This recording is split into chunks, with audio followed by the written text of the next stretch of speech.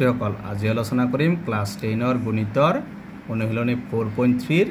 2 number প্ৰশ্নৰ পৰা 2 number প্ৰশ্ন হৈছে দ্বিঘাত সূত্ৰ প্ৰয়োগ কৰি ওপৰৰ প্ৰশ্ন একত দিয়া দ্বিঘাত সমীকৰণবোৰৰ মূল নিৰ্ণয় কৰা এবাৰ দ্বিঘাত সূত্ৰ প্ৰয়োগ কৰি ওপৰত দিয়া যিকেইটা সমীকৰণ দিয়া আছে একৰ কেইটা সমাধান কৰিব লাগিব ইয়াৰ একৰ পৰা 3 লৈকে আলোচনা কৰা হৈছে গতিকে আজিৰ ভিডিঅ'ত 4 ৰ পৰা আলোচনা কৰিম 4 দিছে 2x² + x + 4 = 0 ঠিক আছে ভাইয়া এক নম্বৰৰ নিচিনা তোমালকে লিখি লবা ইয়াত a b c a মানে x² হক x² 2 b মানে কিমান x ৰ হক কোনে মানে কি 1 আৰু c মানে কিমান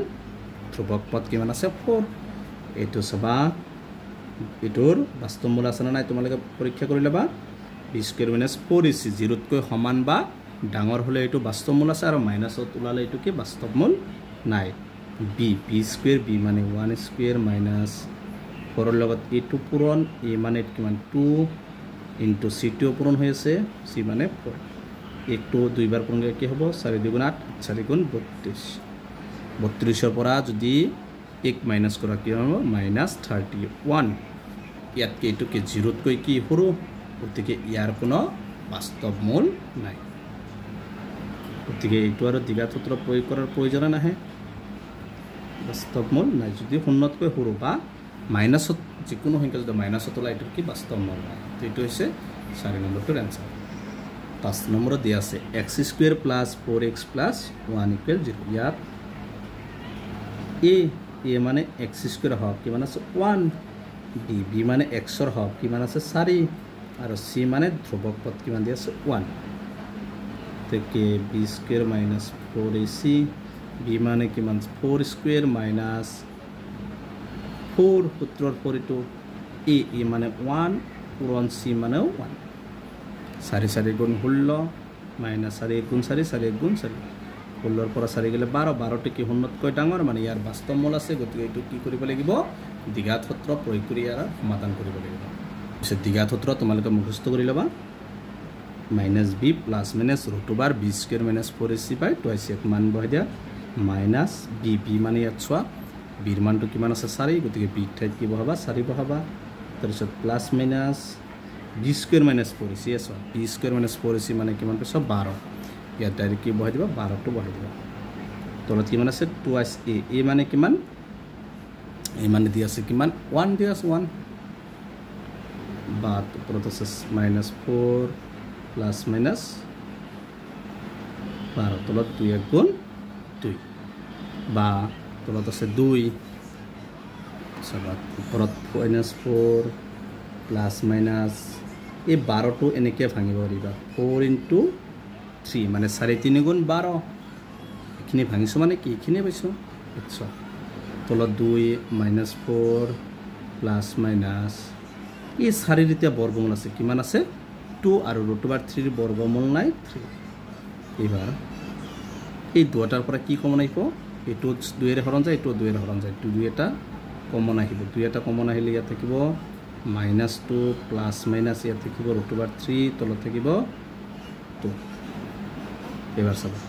এই 2 ক্যান্সেল তেতিয়াহলে কি থাকিল -2 প্লাস মাইনাস √3 এটস থেকে x ইকুয়াল এবাৰ মাইনাস লবা এবাৰ প্লাস লবা x ইকুয়াল কি হ'ব -2 প্লাস √3 और আৰু এবাৰ হ'ব x ইকুয়াল -2 মাইনাস লবা -√3 তেকে নিৰ্ণয় মূল দুটা এটা হ'ব -2 প্লাস √3 আৰু এটা হ'ব -2 মাইনাস √3 এটো হৈছে 5 নম্বৰটোৰ आंसर 6 নম্বৰত দিয়া আছে 4x² + x - 3 = 0 এটো লিখি লবা ইয়াত a মানে x² হক কিমান দি আছে 4 b মানে x ৰ হক কোনে মানে 1 c মানে কিমান দি আছে ধ্ৰুবক পদটো -3 থেকে b² - 4ac b মানে কিমান 1² - 4 ৰ লগত a2 পূৰণ a মানে 4 into c মানে -3 1 দুইবাৰ পূৰণ 1 মাইনাস মাইনাসে প্লাস 4 4 গুণ 16 16 3 গুণ কিমান 48 এর যোগ করলে কিমান হ'ব 49 এটো কি 0 তকৈ ডাঙৰ মানে ইয়াৰ কি আছে বাস্তৱ মূল আছে এটো দ্বিঘাত সূত্ৰ মুখস্থ কৰিবা তো দ্বিঘাত সূত্ৰ লিখি লৈছো -b মানে কিমান দি আছে ইয়াত b মানে আছে 1 1 বহাই দিবা তাৰপিছত প্লাস মাইনাস কি আছে √/b² - 4ac আচ্ছা b² - 4ac মানে কিমান 49 গতিকে ইয়াত কি বহাই দিবা 49 তলত হৈছে 2 * a মানে ইয়াত কিমান দি আছে a মানে দি আছে 4